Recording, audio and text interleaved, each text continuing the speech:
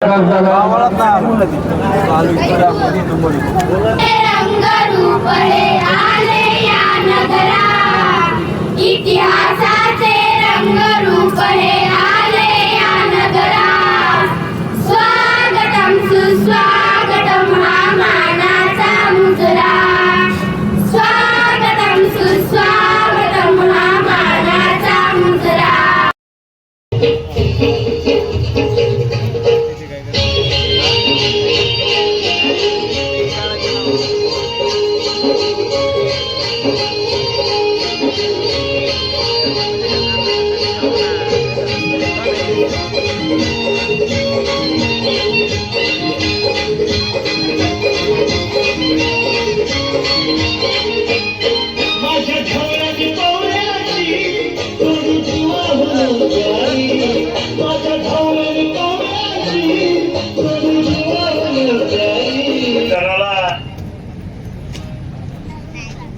शासकीय प्रमाणपत्राची आवश्यकता असते. एखाद्या घरामध्ये एखादं मूल जन्माला आलं, त्याची नोंद जर आपण 7 दिवसात केली तर ते ग्रामसेवक तुम्हाला जन्म आणि मग त्या ठिकाणी तालुक्याच्या ठिकाणी आपल्याला खेटा मारावा लागतात. म्हणून आपल्या प्रत्येकाला हे समजून घेतलं पाहिजे की जन्म किंवा मृत्यू झाला 7 दिवसाच्या आत जर आपण त्याची नोंद केली तर ती आपल्या गावातच होते. आणि म्हणून प्रत्येकाने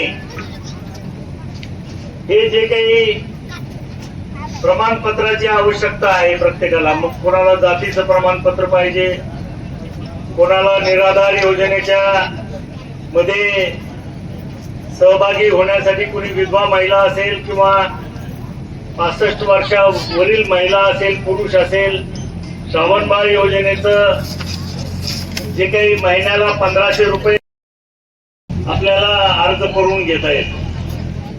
आणि म्हणून एक त्याचा अर्ज सुद्धा आजच्या या शिबिरामध्ये तुम्हाला करता येणार आहे. आणि म्हणून अशा पद्धतीनं एक चांगला उपक्रम शासनाचे विविध अधिकारी या ठिकाणी आणून आपले तहसीलदार रुईकर यांनी एक चांगलं शिबिर या ठिकाणी घेतलं.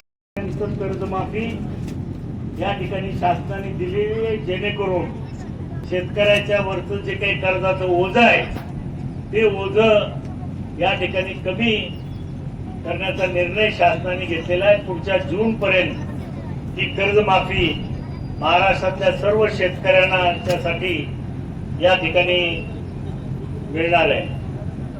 त्याचप्रमाणे विशेषतः महिला वर्गाला डोळ्यासमोर ठेवून मुख्यमंत्री पशुधन योजना आजच्या बजेटमध्ये जाहीर केलेली आहे, जेणेकरून बचत गटाच्या ज्या सदस्य आहेत, ज्या महिला शेतकरी आहेत, अल्पभूधारक आहेत, त्यांच्यासाठी ही योजना टप्प्याटप्प्याने राबवायची आहे.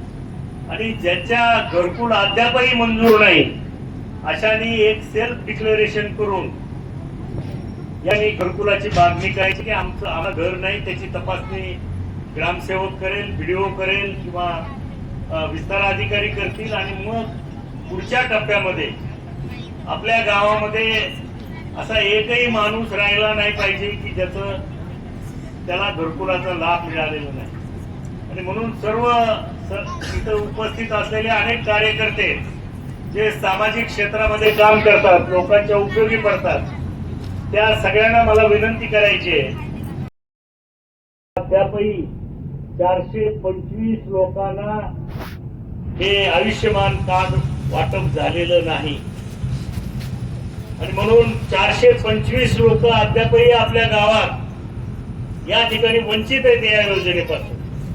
आणि म्हणून गाव पातळीवरचे जे काही कर्मचारी आहेत त्यांनी पुढच्या 7-8 दिवसामध्ये हे जे काही 425 लाभार्थी वंचित राहिलेले आहेत त्यांना या आयुष्यमान कार्डाचं वाटप या ठिकाणी करावं. या ठिकाणी तालुका आरोग्य अधिकारी आहेत, त्यांनाही मी